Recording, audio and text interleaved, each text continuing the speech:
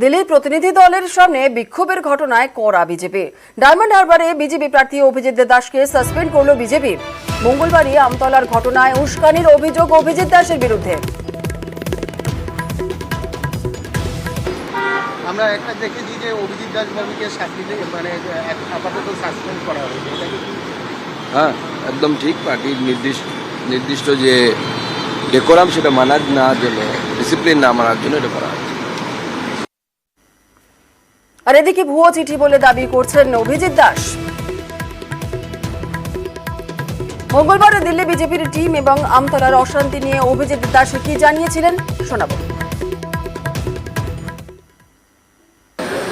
স্বামী বরখাস্ত করা হয়েছে কে বলেছে? আমার কাছে তো এই ধরনের কোনো চিঠি এখনো আসেনি। আমি হার্ড কপিও পাইনি, আমি ইমেলও পাইনি। কে দিয়েছে? আপনাদের মিডিয়াদের কে দিয়েছে? এই ধরনের যদি চিঠি ফেক হতে পারে, এই ধরনের অনেক ফেক চিঠি হয় যে কেন এটা লিক হলো, এবং যে মিডিয়া ইনচার্জ আছেন জগন্নাথ চট্টোপাধ্যায়, উনি এটা সদুত্তর দিতে পারবেন।